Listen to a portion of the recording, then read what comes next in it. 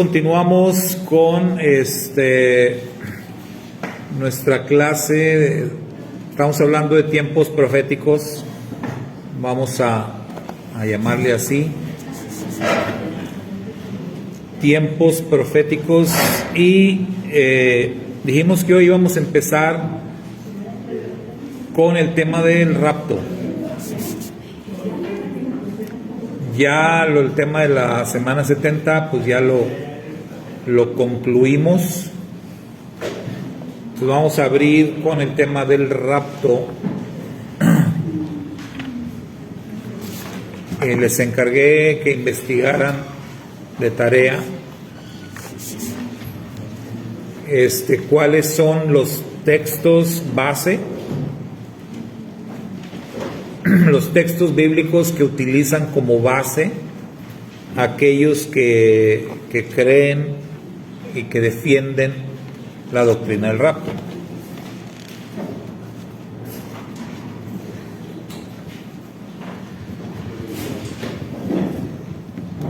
Pues lo primero que hay que decir es que el rapto, bueno, la palabra rapto ni siquiera está así en la Biblia, ¿verdad? Como tal.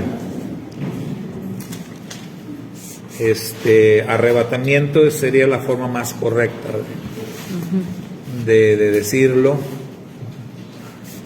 pero no rapto.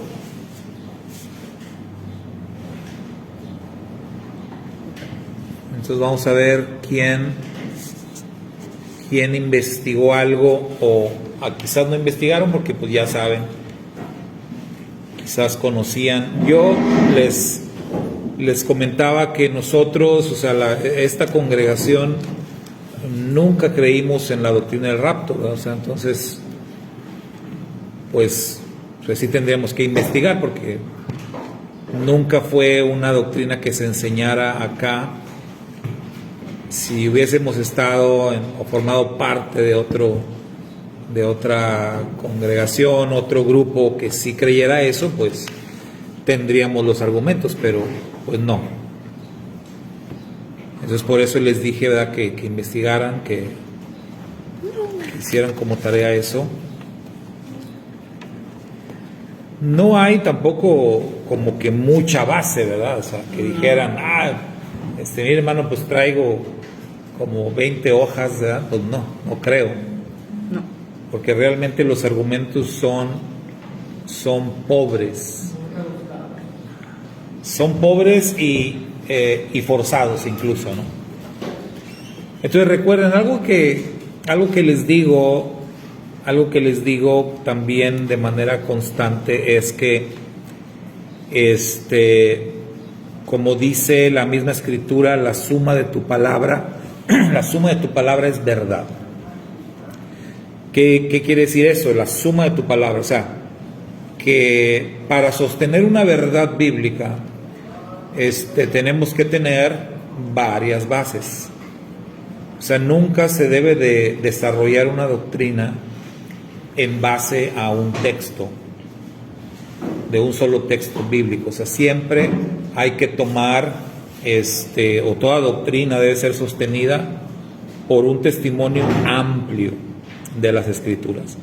Más aún cuando tenemos que un texto nos diga una cosa y que de pronto haya un texto que nos diga algo diferente, ¿verdad? Ahí también tenemos que encontrar un equilibrio. Tenemos que descubrir la razón, ¿verdad? De por qué se dice eso. Un ejemplo que hemos usado mucho, ¿verdad? Por mucho tiempo, es un ejemplo de una doctrina, vamos a decir, que se desarrolla en base a un verso. Es aquella que dice Hechos 16:31. ¿Se acuerdan qué dice Hechos 16:31? Sí. Entonces, cree en el Señor Jesucristo, dice la Reina Valera, y serás salvo tú y tu casa. Entonces, ¿qué doctrina se desarrolla a partir de ese texto?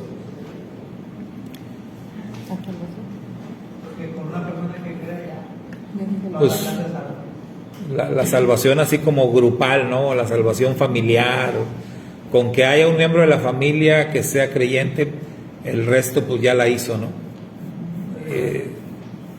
Pero esto no es cierto. O sea, ¿por qué? Porque hay otros textos que enseñan algo distinto. Por eso ahí es donde tenemos que encontrar la armonía entre lo que dice un texto y lo que dicen otros textos, ¿verdad? Y llegar a una conclusión.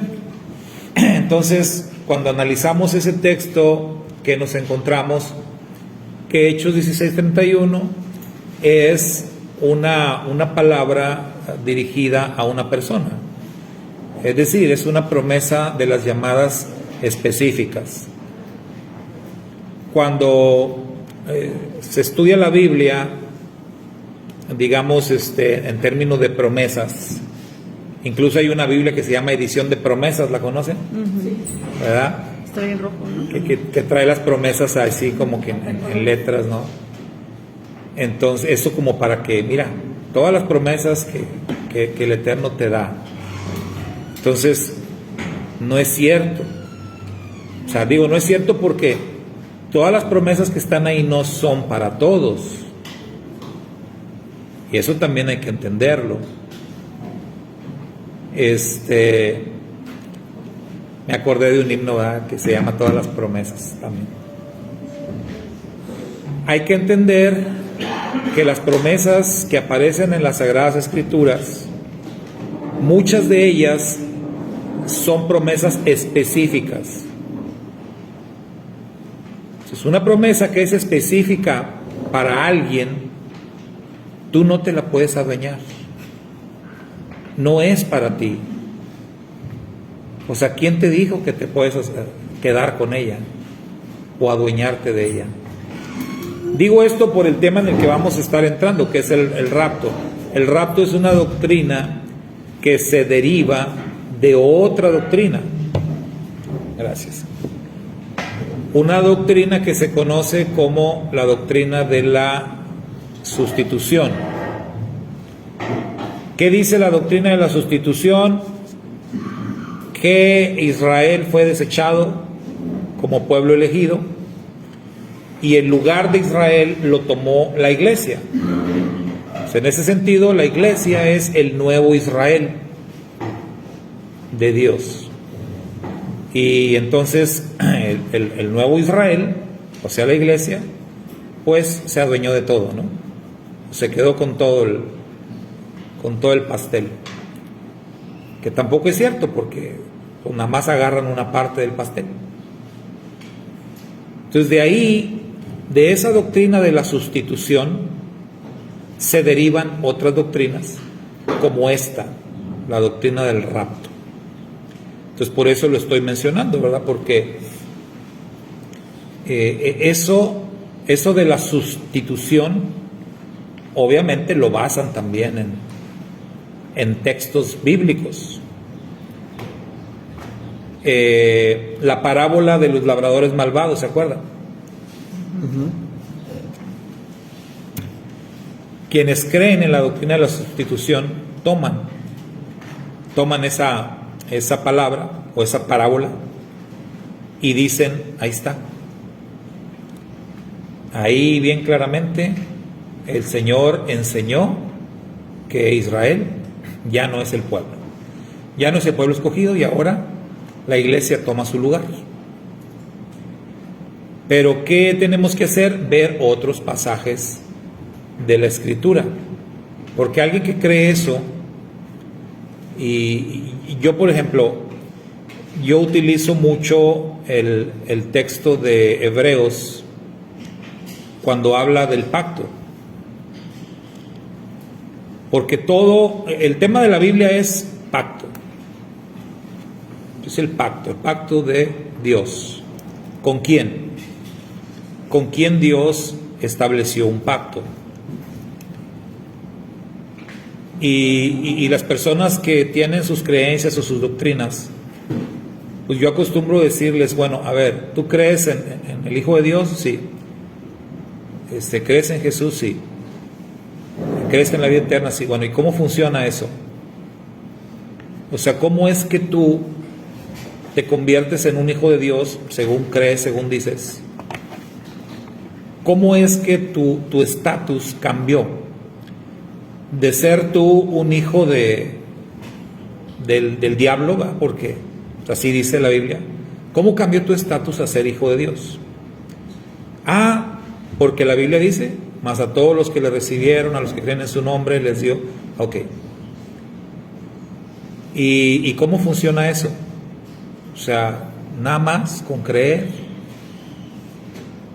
Y entonces yo los llevo a la noche que dice la Biblia, en la noche que él fue entregado y que comió pan y que tomó la copa. Y le digo, mira, ahí él dijo, esta copa es el nuevo pacto, la forma correcta, el pacto renovado. Pero bueno, esta copa es el nuevo pacto en mi sangre. Digo, entonces, él está estableciendo un pacto. ¿Crees eso? Sí, claro. Porque todos celebran la cena del Señor, que ahorita comentábamos, la famosa cena del Señor. Digo, bueno, entonces, ¿estás de acuerdo que tú entras en una relación de pacto con Dios a través de lo que Cristo hizo? Sí. Bueno, ¿sabes lo que es un pacto de sangre? Y pues no saben. La mayoría de creyentes no saben qué es un pacto de sangre. No entienden cómo funciona el pacto de sangre. Desconocen la historia del pacto de sangre. Pero bueno, eso es un tema un poquito más profundo. Pero, ¿estás de acuerdo entonces que entras en una relación de pacto? Sí. Ok, ¿con quién está haciendo Dios ese pacto? O sea, el pacto que Cristo estableció. ¿Con quién?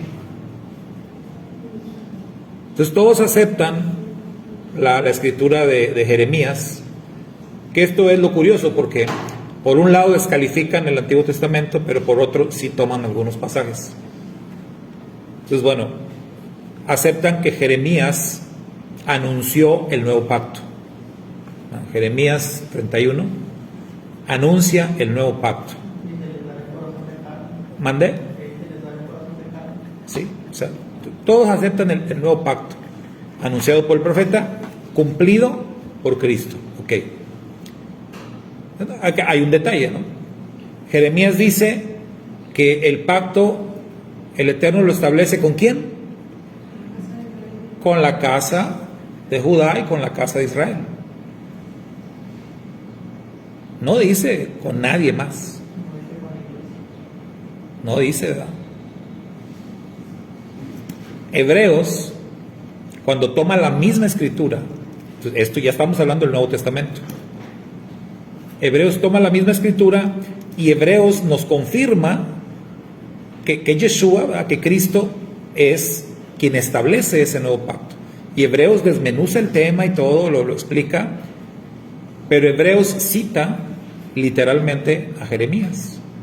Y Hebreos confirma lo que el profeta dijo también, que el pacto renovado por el Mashiach, Yeshua, es un pacto que el Eterno establece con la casa de Judá y con la casa de Israel, con nadie más.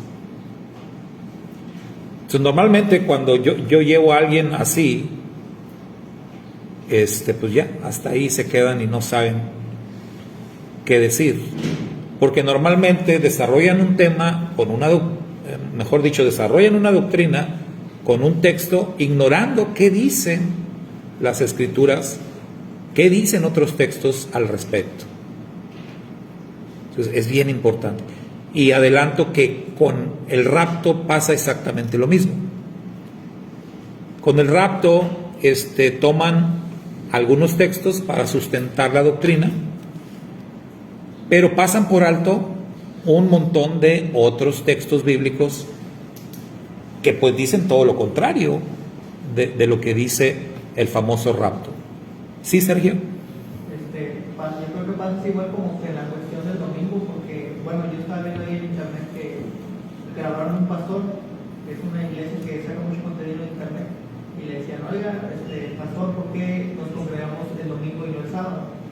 Y el pastor dice, no, pues es que Cristo resucitó el domingo. Y ya se acabó el tema. Sí. Entonces las personas pues le comentaban de que, hey, ¿por qué? O sea, no lees la Biblia, ¿qué te pasa? Y ya volvió a sacar una respuesta referente al tema. Y pues pasó lo mismo, no sabía qué responder. Dice, no, pues es que es una tradición que la iglesia ha tenido siempre. Y pues, como Cristo resucitó el primer día de la semana, pues así nosotros lo celebramos. O sea, y no sacó ni textos bíblicos, nada. Así nada más, fueron puras palabras. Sí, por eso es yo recuerdo que hace muchos años leí un libro adventista, un libro completo sobre el tema del sábado, y pues cuando tienes nada más el recurso de la resurrección en domingo contra todo un libro que te sustenta el tema del Shabbat, pues ¿qué haces? Más que aferrarte desesperadamente como lo hice yo, ¿verdad? O sea, callar, apagar el espíritu que me estaba hablando en ese momento. Y sí fui, en ese momento yo asistía nada más a una congregación. No sé por qué leí ese libro, quién me lo dio, no sé, pero... Y como fui, le pregunté a mi pastor, y pues mi pastor pues, me regañó por andar leyendo otras cosas. Y ya me aplaqué, ¿verdad? Y bueno. Pero, pues efectivamente, ¿verdad? Es otro ejemplo. Entonces, lo terrible de eso, digo, de lo del domingo, es que, número uno, la Biblia nunca dice que Jesús resucitó en domingo. O sea, nunca lo dice, ni siquiera. Que les apareció en domingo, o se les haya manifestado en domingo a los primeros que lo vieron resucitado, es otra cosa. No quiere decir que resucitó en domingo. O sea, eso por un lado. Segundo, los textos que en la Biblia dicen primer día de la semana están mal traducidos. Cuando uno va al griego, al Nuevo Testamento griego, me parece que son los textos de los evangelios, que serían 4, ¿no? 4 textos. Más, si mal no recuerdo, hay 1 o 2 en Hechos que dicen primer día de la semana, porque esa es otra, que dice, no, mira, se reunían el primer día de la semana. Bueno, esos 4 o 5 textos que dicen primer día de la semana, en el Nuevo Testamento griego no dice primer día de la semana, dice Shabbatón. O sea, la palabra griega es Shabbatón, que Shabbatón es literalmente significa el primero de los sábados. Entonces ya con eso, o sea, ni siquiera era domingo, el primero de los sábados. Lo que pasa es que cuando se trata de traducir, pasa como los que traducen las películas. Cuando están traduciendo películas, por ejemplo, del inglés al español, de repente hay frases, hay cosas que dicen en inglés y que son cosas en un contexto cultural, en un contexto que si lo traducen tal cual al español no te va a decir nada. Entonces, ¿qué hacen los traductores? Cambian totalmente el sentido de lo que dice en el inglés para que el que está leyendo las letras en español pues le diga algo, porque si lo traducen tal cual, el que está leyendo en español no va a entender. ¿Me explico? Entonces, si ustedes entienden un poco de inglés y cuando ven películas se dan cuenta, porque oyes lo que dice en inglés y lees las letras y dices, eso no dijo. ¿Sí o no? ¿Les ha pasado? No dijo eso. El actor no dijo eso. ¿Por qué le ponen eso en las letras, no? Pero es un esfuerzo de los traductores para que tú entiendas la idea de lo que él dijo en español. Por ejemplo, los norteamericanos tienen una frase, hay muchas, pero una que recuerdo que aprendí, están cayendo perros y gatos, dicen en inglés. Entonces, si tú dices, están cayendo perros y gatos, ¿qué es eso? Pero es el equivalente de está lloviendo a cántaros. Entonces, si alguien dice en inglés están cayendo perros y gatos, a nosotros nos lo van a traducir como está lloviendo a cántaros, y así lo voy a entender. Pero si me lo ponen literal, están cayendo perros y gatos, a mí no me dice nada. Es lo que los traductores, o sea, yo quiero pensar, estoy tratando de justificar a los traductores, los que tradujeron del Nuevo Testamento griego al español, ¿por qué pusieron primer día de la semana? Pues quiero pensar que los traductores leyeron Shabbatón, el primero de los sábados, y ellos no entendían qué significa el primero de los sábados. Es una cuestión cultural. No, mejor primer día de la semana. ¿Qué? Está bien, esto sí lo van a entender, pero nada más alejado de la realidad, y vino a convertirse en la base de una doctrina equivocada, ¿verdad? En realidad, la palabra Shabbatón en el griego, primero de los sábados, se utiliza para señalar el primero de los sábados en el conteo del Homer. Porque si se fijan en el contexto en que es mencionado en las escrituras, siempre coincide con la cuenta del Homer. Entonces por eso dice Shabbatón, en el primero de los sábados. Porque como el conteo del Homer se cuentan las semanas, y las semanas, ¿cómo están organizadas? En base al Shabbat. Entonces la manera más práctica de contar el Homer, en aquellos tiempos lo hacían así, contaban los sábados, los días sábados. Entonces vamos a decir, esta era la semana de Pesaj, no sé, el martes pasado fue Pesaj o el miércoles. Se llegaba el sábado y decían, es el Shabbatón, es el primero de los sábados en el conteo. O sea, la siguiente semana es el segundo de los sábados. Y cuando llegaban al séptimo sábado, este es el séptimo sábado, mañana es Shavuot.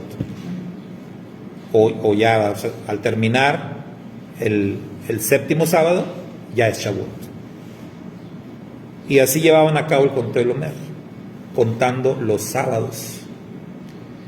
Entonces por eso ahí la Biblia dice Shabbatón, estando reunidos en el Shabbatón, o sea, en el primero de los sábados.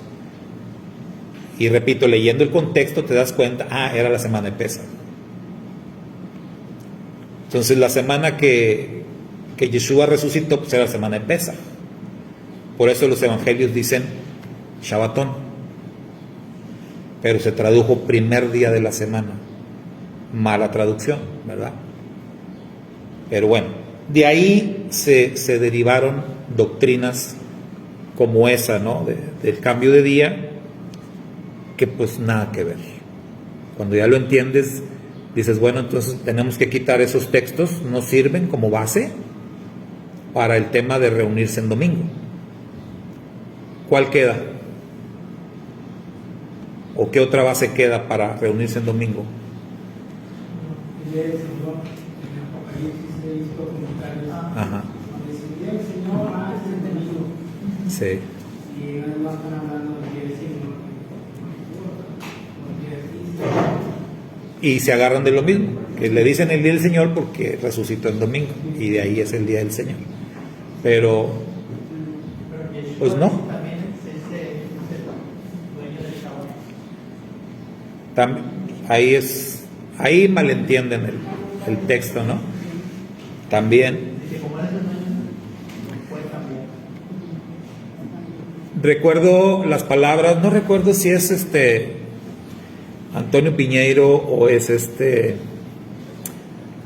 otro historiador conferencista de los muy famosos hoy día, que le preguntaron, le hicieron la pregunta, oye, y entonces, en base a todo lo que él enseña, este amigo ha escrito libros sobre que el judaísmo de Jesús, el judaísmo de Pablo, ha escrito mucho sobre el tema de el judaísmo en los días, ¿verdad?, de Yeshua, todo eso. Y en base a todo lo que él enseña en sus conferencias, una vez le preguntaron, oye, entonces, todo lo que creen los cristianos, ¿de dónde? O sea, ¿de dónde lo agarraron? ¿O cuál es la base? ¿De dónde están conectados? Y él dijo, dio una respuesta. Entonces la persona que le había preguntado concluyó, ¿verdad? Su conclusión fue, y le dijo, ay, caray, dijo, oye, entonces, eso quiere decir que todo lo que el cristianismo cree está como pendiente de un hilito, o sea, como si estuvieran agarrados de un hilito a punto de romperse. Así lo ilustró. Y el conferencista dijo, pues sí, pero ¿sabes qué es lo peor? ¿Ok? Que el hilito es imaginario. O sea, ese hilito del que están agarrados no existe. O sea, todavía, ¿no? Porque pues él todo lo que comparte en las conferencias está sustentado, ¿verdad? Con descubrimientos, con arqueología, con escritos, con el idioma, el conocimiento del idioma, etcétera. Y así lo ilustró. Dijo, lo peor es que el hilito ni siquiera existe. O sea, están agarrados de nada. Pero bueno, entonces volviendo a lo del rapto, los textos bases, si los investigaron, vamos a darnos cuenta que están mal aplicados, ¿verdad? Mal entendidos, incluso manipulados. Pero bueno, vamos a ver quién investigó. Que nos digan uno. A ver, hermana Leida, luego Perla.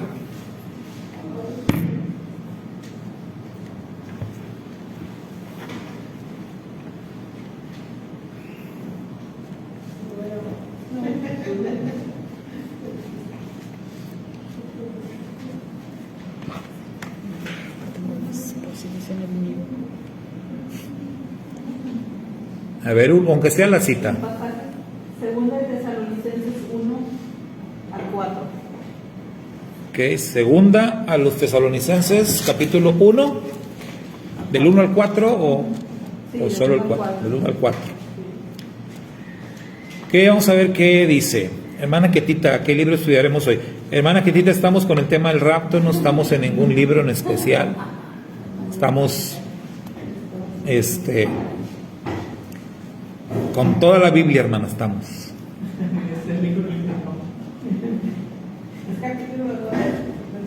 Primera Tesalonicenses 2, 1 al 4. Segunda de Tesalonicenses. Ok, segunda. Ese es un clásico, ¿verdad? Yo tengo otro. Ok, para que los que no hicieron la tarea, apúntenlos. Digo, no es que quiera que aprendan la doctrina del rapto, pero alguna vez alguien les va a hablar de eso y sí, van a decir, oye, pues sí me gustó esa doctrina. ¿Me conviene?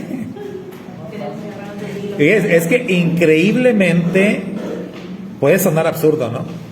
Pero increíblemente la verdad es que muchas personas no es que estén convencidas, es que es como dice el hermano, o sea, ¿me conviene? Está fácil esto. Rapto, nos vamos, vámonos. Si se trata de no sufrir, pues pare de sufrir, ¿no? Vámonos. ¿Sí? Entonces, de manera absurda, muchos les gusta, se les agrada la doctrina del rapto por lo sencillo, ¿no? Por lo fácil que suena esto. Es que se oye como una idea muy escapista, porque ¿Sí? Literal. es que yo recuerdo mucho y lo tengo en la mente porque, o por lo menos a mí sí me impactó la película que vimos en Pesach, cuando Lucas menciona que va a haber circo el día siguiente y están todos los hermanos prisioneros. Y a mí me entristece porque al final pues fallecieron todos en ese coliseo. Y es como que, ¿cómo podemos decir nosotros en nuestra actualidad que pues que no vamos a padecer algo similar? O por lo menos nosotros que vivimos en este lado del mundo occidental, lo vivimos muy bien, muy tranquilo. Pero viendo en otras naciones a lo largo del tiempo, muchos creyentes aún en la actualidad sufren demasiado nada más por la fe y el hecho de que el rapto se oye muy escapista para nosotros, porque es como que pues no hacemos nada más esperamos y punto. Y por el otro lado, para los que están en persecución, es que pues ¿cuándo va a llegar? Nunca llegó. De hecho, tanto es así que la gente que se queda muy encerrada en esa doctrina termina de dejar de creer, porque dicen pues nunca pasó, no está pasando el rapto, porque yo estoy viendo aquí lo que está sucediendo. Sí. De hecho, la postura está cambiando, ¿eh? O sea, ya los líderes de las iglesias que enseñan el rapto ya están cambiando, como que ya están entendiendo. Parece que no, por todo lo que está pasando. Pero como dice Iván, o sea, esto no es de ahorita. Entonces la pregunta ahí sería, ¿nosotros somos mejores que los que fueron sacrificados en el Coliseo? O sea, ¿cómo por qué? ¿Cómo por qué nosotros escaparíamos?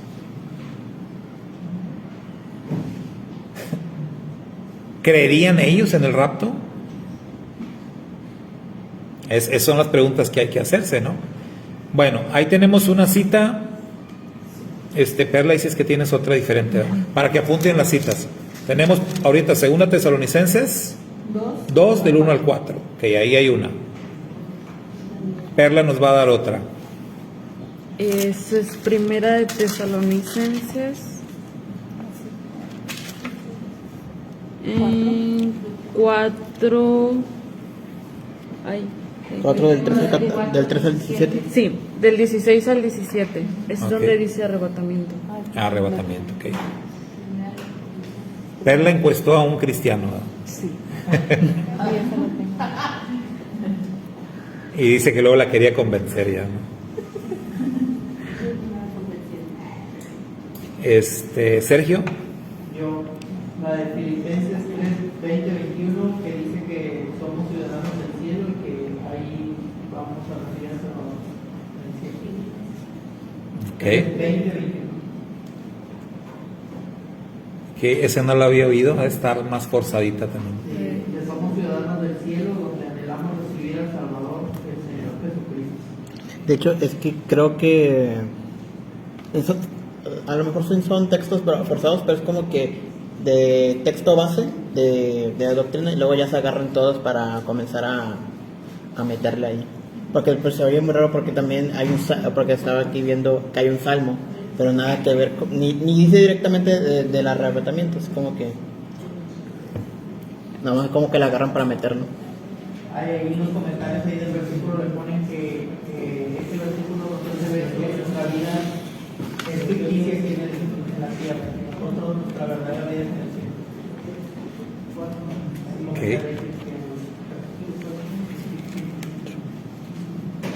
Y ahí, por ejemplo,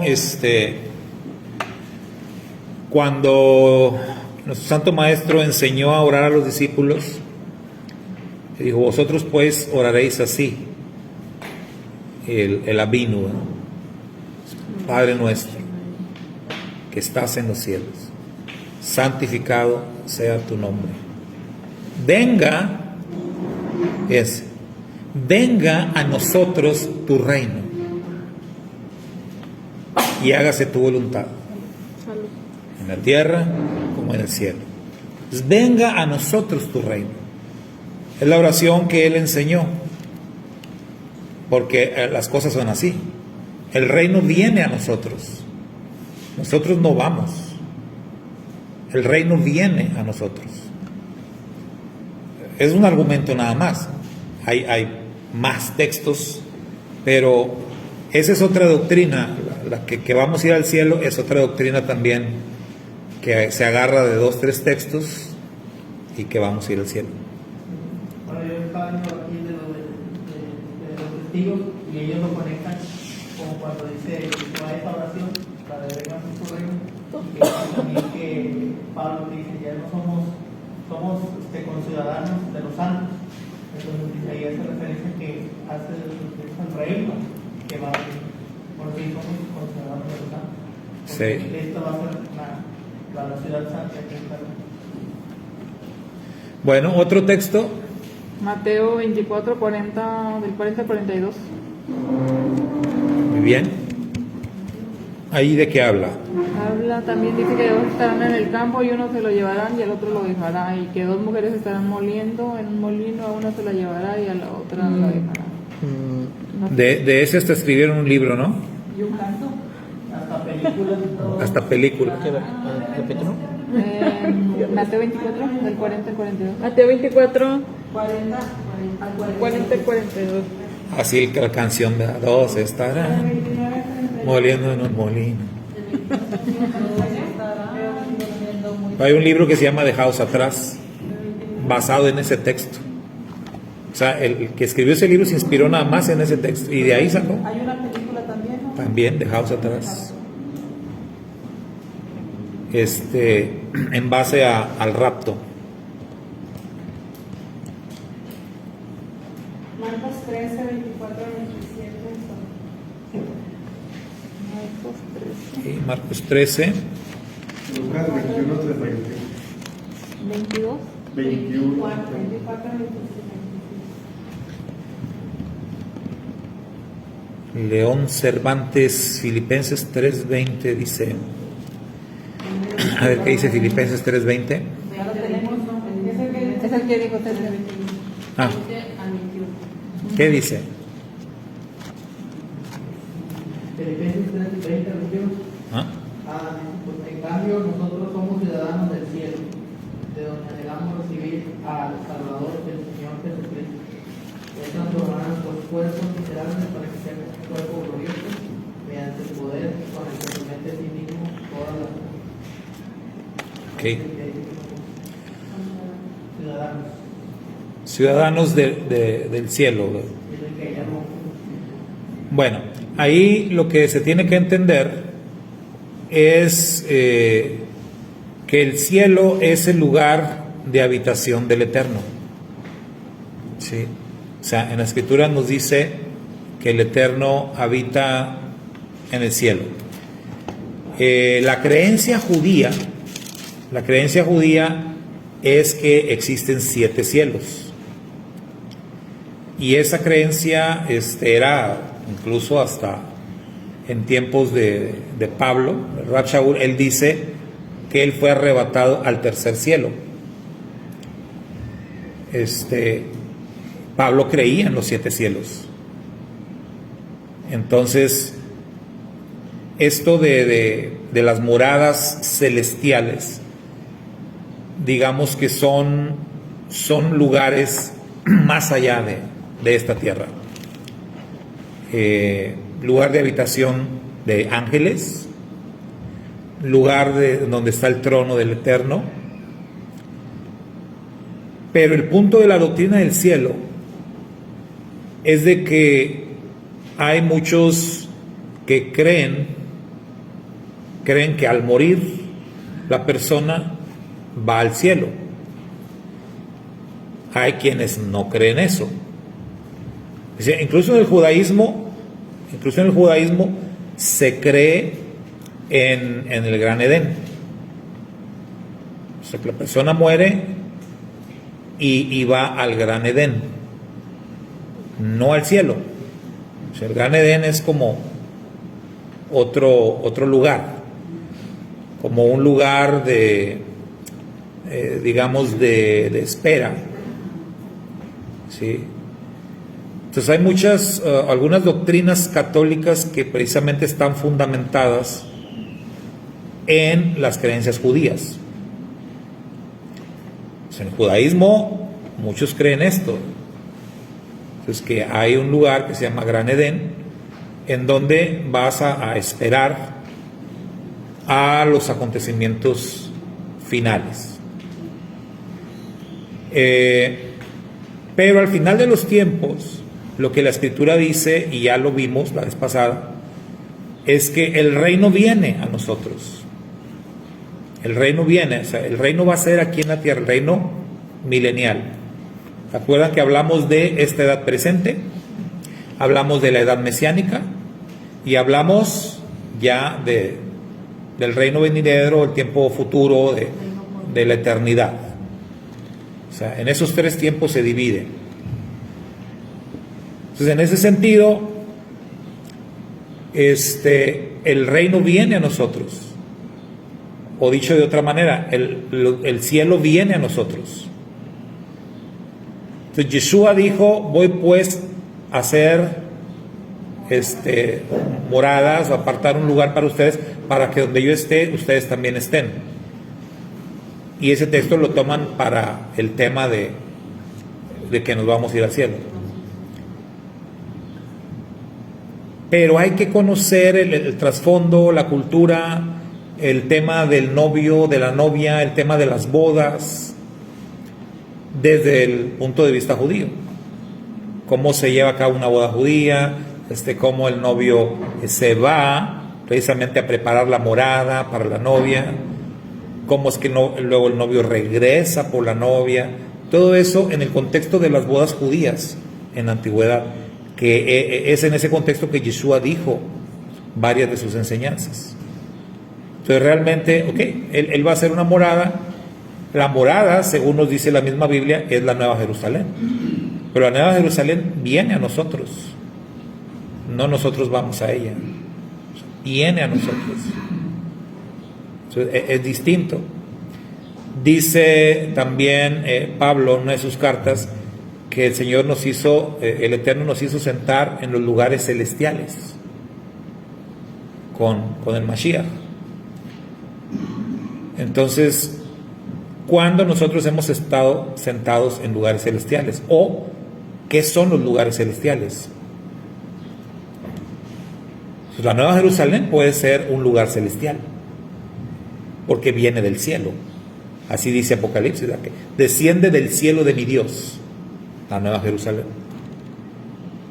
Es un lugar celestial que viene hacia nosotros y vamos a estar ahí. Para nosotros esto es futuro. Para el Eterno las cosas son. Recuerde, por eso se autodenomina el yo soy, porque para el Eterno no hay pasado, no hay futuro. O sea, las cosas son. Y si nos ponemos así medios filósofos, si nos ponemos a pensar,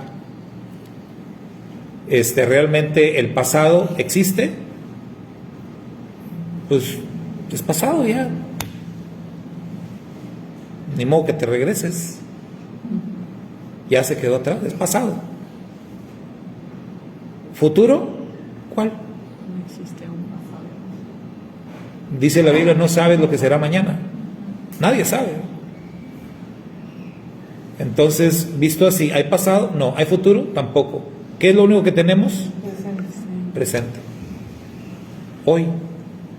Este momento. Es lo que hay, es lo que tenemos. Somos imagen y semejanza del Eterno. Entonces, por eso el Eterno habla de las cosas así, en presente. Para él el tiempo no existe. Él es el tiempo, él domina el tiempo. Entonces necesitamos entender las cosas así, ahora sí que desde la perspectiva divina, no de la nuestra. Entonces Filipenses 3:20, 21 debe ser entendido así, de esa manera. Que el hermano me preguntó, ¿verdad?, por ese texto específicamente. 2 de Pedro 3:10, dice hermana Norma. Es el del ladrón por la noche, creo. Yo también lo tengo. 2 de Pedro 3:10. Sí. El día del Señor vendrá como ladrón en la noche. ¿sí? Bueno, yo creo que son básicamente... ¿Ande? Primera los Corintios 15, 51 y 51. El pasaje sobre la muerte, resurrección y la muerte. Sí, creo que también lo tengo. Sí. ¿Qué dice?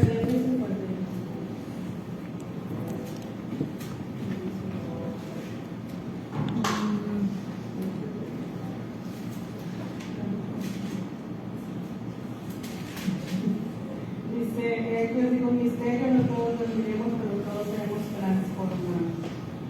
En un momento, en un abrir y cerrar de ojos, a la primera trompeta, porque se tocará la trompeta, y los muertos serán resucitados incorruptibles, y nosotros seremos transformados.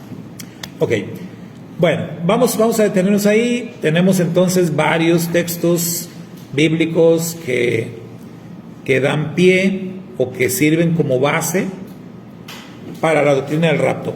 Como se pueden dar cuenta, hay algunos que ni siquiera tienen que ver, o sea, algunos como que son forzados. Tenemos otros textos que evidentemente sí hablan de un arrebatamiento, sí hacen mención de que algo va a pasar, ¿verdad? Lo que es ahí, lo que está en discusión sería cuándo va a pasar, o sea, en qué momento va a pasar eso. Y ahí es en donde se vuelve también el debate. ¿En qué momento va a ocurrir el rapto o arrebatamiento? Entonces ahí también se dividen opiniones. Hay quienes dicen pretribulación, o sea, antes de la tribulación. Entonces, Yeshua habló de una gran tribulación que va a ocurrir en los tiempos finales. Si vamos al texto específico donde Yeshua habló de esas cosas, Mateo 24, Marcos 13, Lucas 21, si vamos a los textos, a los discursos de Yeshua, la misma evidencia del texto nos dice que los escogidos van a estar en el tiempo de la tribulación. O sea, es más que claro. ¿Por qué? Si no van a estar, ¿para qué les advierte? Para empezar. O sea, si no nos va a tocar estar en la tribulación, entonces, ¿para qué las advertencias? ¿Para qué las instrucciones? Cuando vean que pasa esto, los que estén en tal parte corran para esta otra y hagan esto y hagan aquello y no se regresen. ¿Para qué las instrucciones?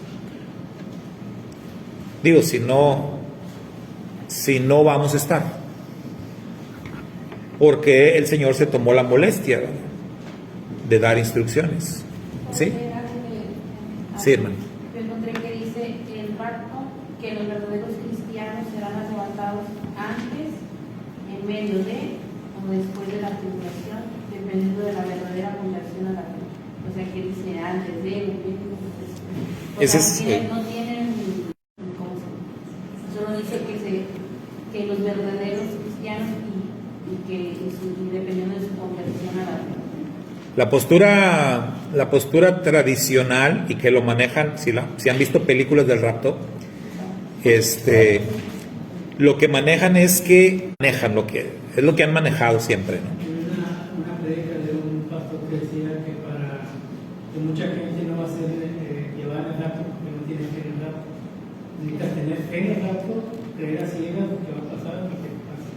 Ok. Entonces como que manipulas a la... Ya no en el Señor. Para que crees y no te vas a creer. Sí. O sea, que si no te fuiste de total. Y es meter miedo, ¿no? Pues todos estamos aquí, entonces ¿qué significa? Ya es que no. Ya nos fregamos todo. Ya. Ahora si no hay reclamación, o sea, como si este fe no te fuiste. Exacto, sí. Es como curarse en salud, ¿no?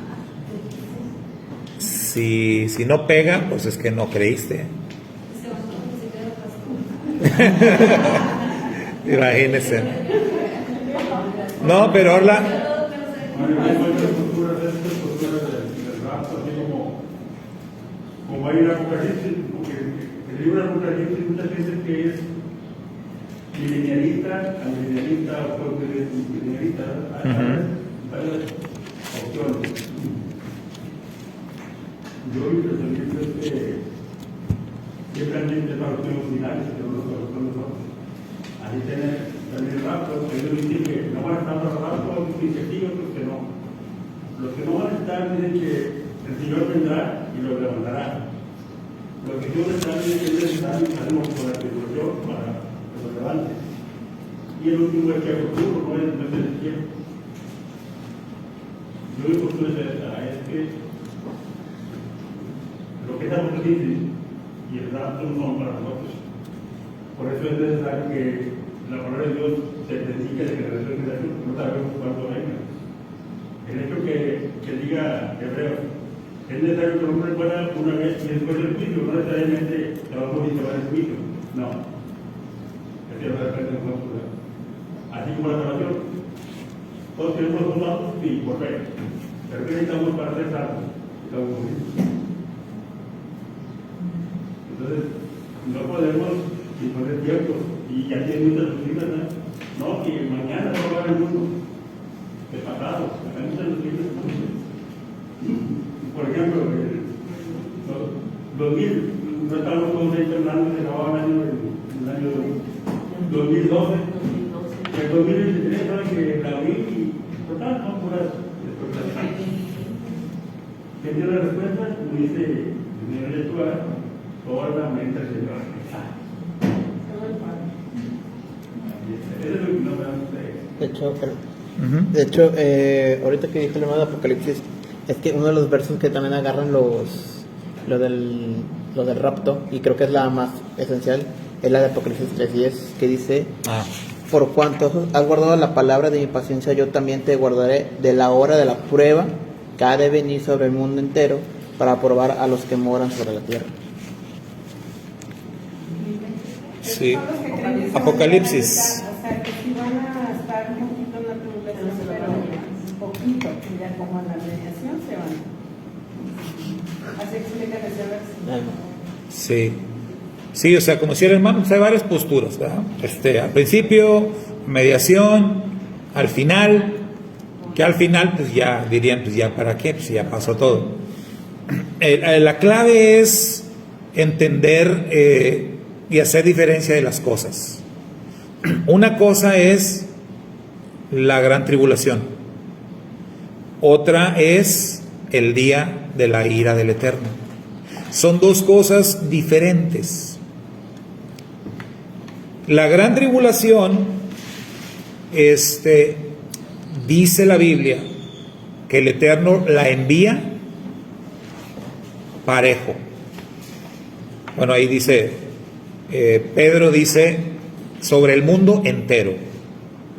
La hora de la prueba que va a venir sobre el mundo entero. La gran tribulación viene parejito para todos. El día de la ira del Eterno, eso es otra cosa. O sea, el día de la ira, ahí hay textos que dicen efectivamente, el Eterno no nos ha puesto a los creyentes para ira, sino para salvación. Bueno, a mí, mi amigo cristiano, ese texto me lo dio para la tribulación. O sea, que por eso no íbamos a sufrir tribulación, porque por ese texto, como sí, por eso les digo, los malinterpretan o los sacan de contexto. Agarran unos textos que la Biblia usa para referirse al día de la ira, no para la tribulación. Los agarran para la tribulación, pero no. Tienes que verlo en contexto. El de Pedro, que decíamos, ¿no? Segunda de Pedro, vean el contexto. ¿De qué está hablando ahí? En el contexto está hablando del día de la ira. Dice, cuando los elementos ardiendo serán destruidos. Está hablando del desastre final. Ese es el día de la ira. Pedro no está hablando de la tribulación en ese texto.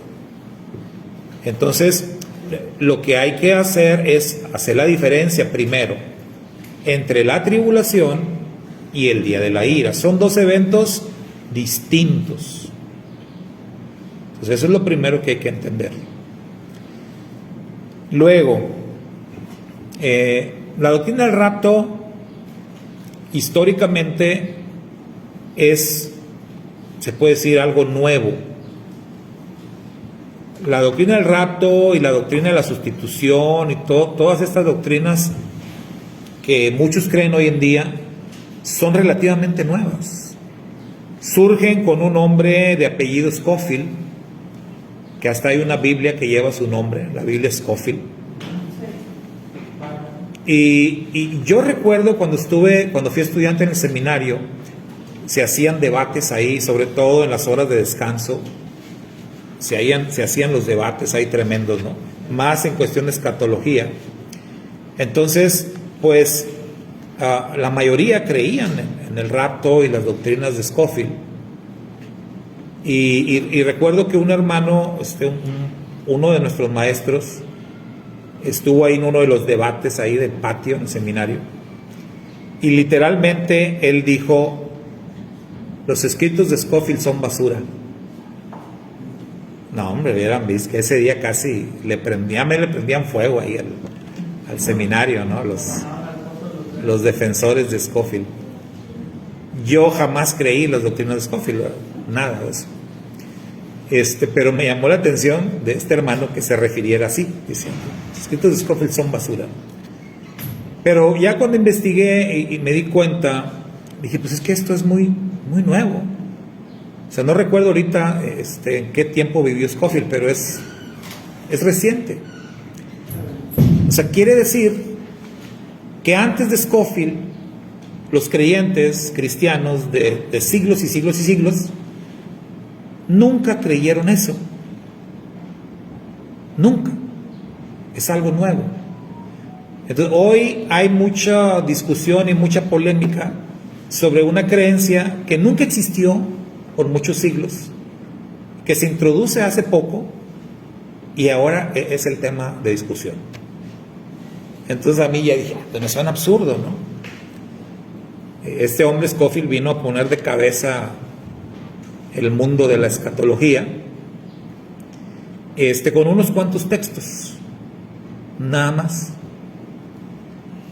Pero cuando señalas esto, al menos la gente que tiene más sentido común dice, pues ¿cómo? O sea, ¿cómo se llegó a esa conclusión? 1920. No. ¿Fue qué? Que dice que a los Scofield de 1843 a 1921. Bueno, ahí está, siglo XIX, entonces. Ni siquiera ni 3 siglos, ¿no? Pero del siglo XVIII para atrás, o sea, la iglesia durante 18 siglos, la iglesia nunca creyó en el rapto, hasta que Scofield vino y trajo eso. Es el detalle. Entonces, para ver en qué está sustentada la doctrina del rapto, es importante señalar también la historia y decirlo así. Durante 18 siglos la iglesia nunca creyó en el rapto. Apenas en la historia reciente empezó esta creencia. Ahora estamos viendo los textos sobre los que se sustenta y están mal aplicados, ¿verdad? Varios de ellos están mal aplicados. Entonces, ya lo otro, lo de discutir en qué momento va a pasar, bueno, la mayoría creen que el rapto es antes de la tribulación, porque obviamente no quieren pasar la tribulación. Pero el tema es que Yeshua dijo que sí vamos a estar en la tribulación. Todos los discursos de Yeshua, repito, Yeshua está ubicando a sus discípulos en la tribulación, y por eso les está dando instrucciones. O sea, eso no lo podemos negar, ¿verdad? Y lo otro, hacer diferencia entre el día de la ira, bien importante. Apocalipsis, cuando habla de la ira, es cuando habla del juicio de las copas. Dice las copas de la ira. Y si se fijan que previo al tema de las copas, hay un ángel que aparece y que levanta, ¿no?, su mano al cielo y jura por el Eterno que el tiempo no será más. O sea, atención, ahí va a pasar algo, ¿no? O sea, ahí hay un cambio. El tiempo no será más. Y en el contexto se entiende, se ubica el regreso del Mashiach en los días de que ese ángel hace ese juramento.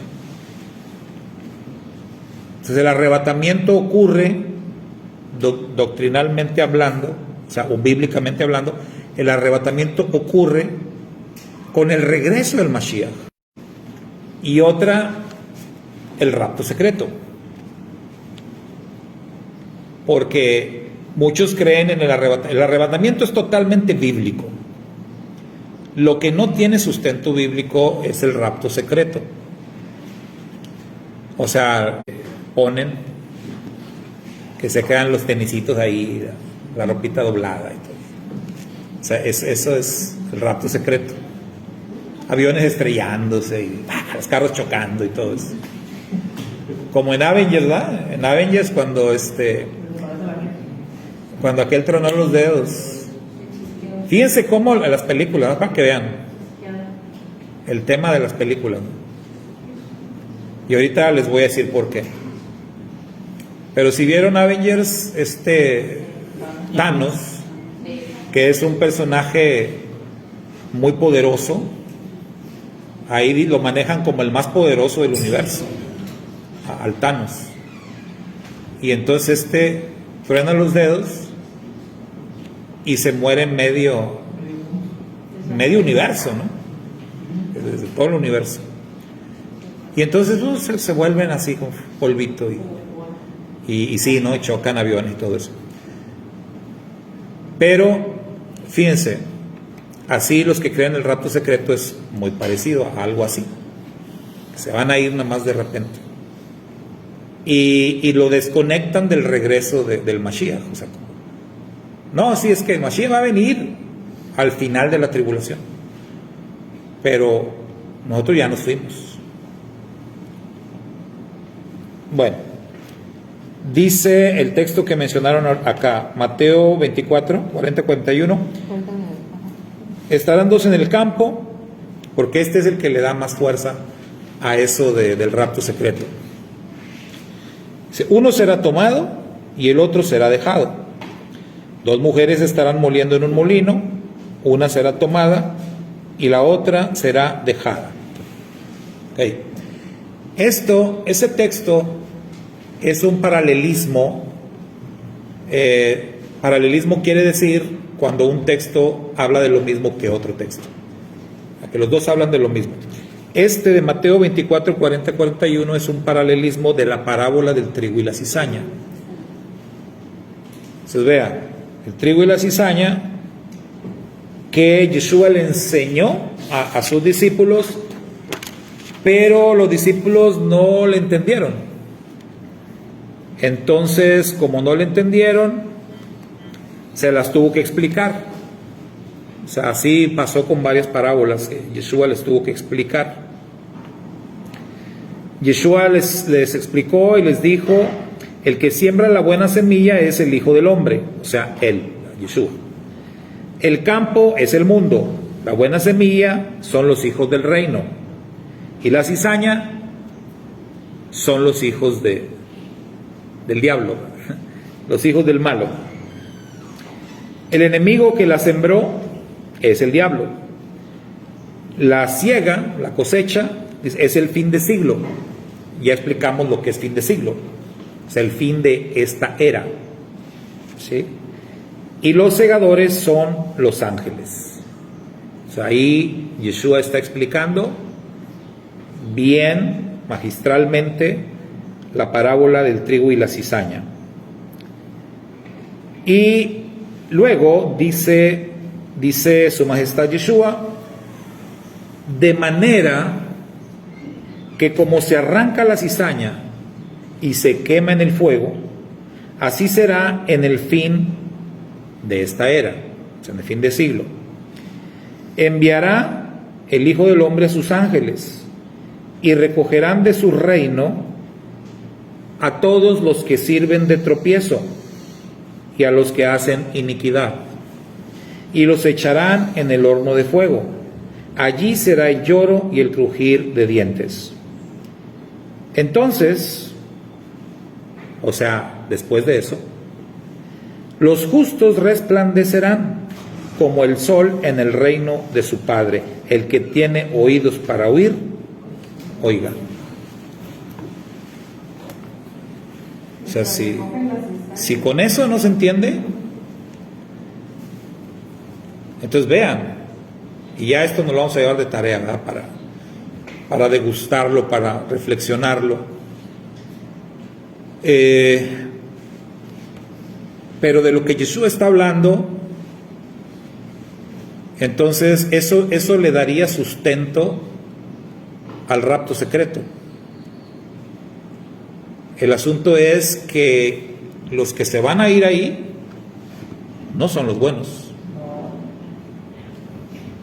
Según él explicó, los que se van a ir así como que de repente son los que sirven de tropiezo, son los que hacen iniquidad, la cizaña en el fin de esta era. Entonces, digamos que el rapto secreto existe, pues, en todo caso, si existe, pues lo que va a pasar es esto.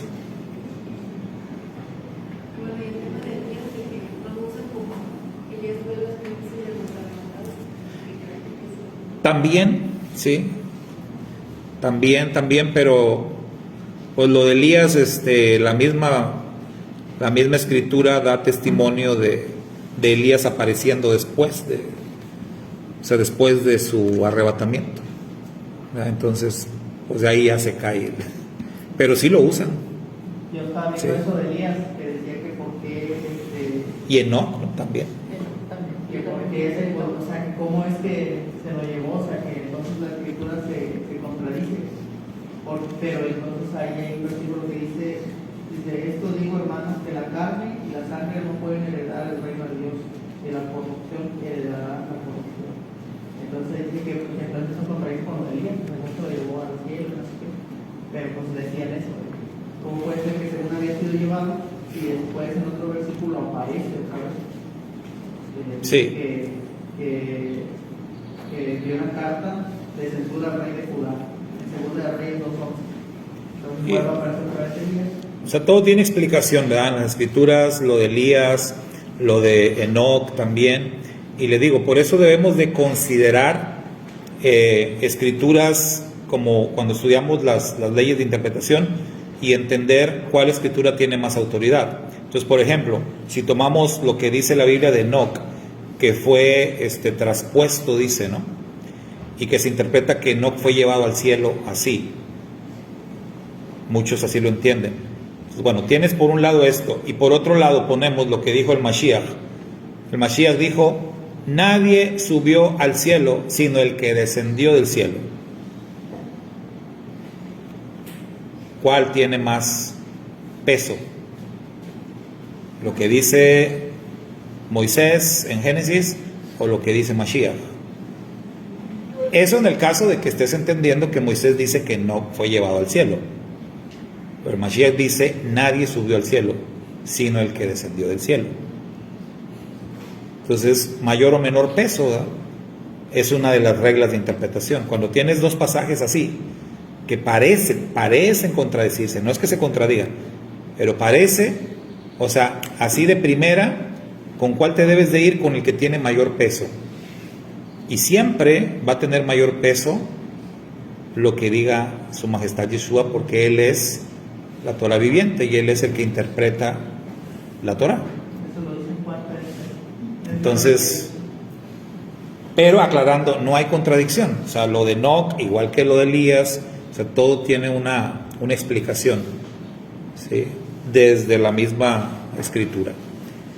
Entonces, eso nos lo llevamos ahí de tarea para repasarlo bien, la parábola del trigo y la cizaña, y ver, porque uno de los textos más fuertes de lo del rapto es ese, de uno será tomado, el otro será dejado. Como les dije, libros se escribieron, películas se han hecho, etcétera. Pero ese texto es explicado por la parábola del trigo y la cizaña. Ahí está la explicación. Entonces, si esa va a ser la base del rapto, ¿cuántos se quieren ir en ese viaje? Jorge, ¿te quieres ir?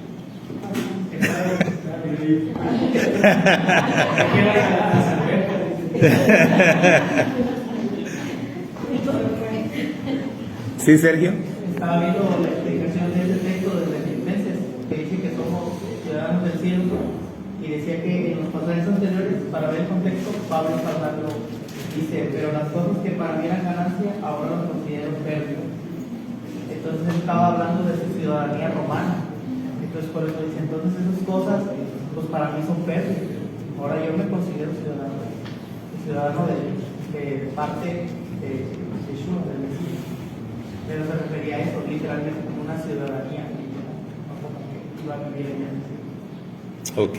Bueno, la próxima semana cerramos el tema del arrebatamiento, ya viendo una postura más clara. Ya definimos quién se va y quién se queda. Sí, o sea, ya como que cuál es nuestra postura, ¿no? Y en eso lo platicaba con Karen el otro día. Y bueno, digo, la postura que teníamos como bautistas nosotros, pues no difiere de lo que hoy realmente creemos. O sea, sobre eso, sobre ese particular, ¿verdad? Pero lo vemos la próxima clase. Shalom, nos despedimos de los hermanos virtuales. Quédense un ratito más a la siguiente clase. Shalom.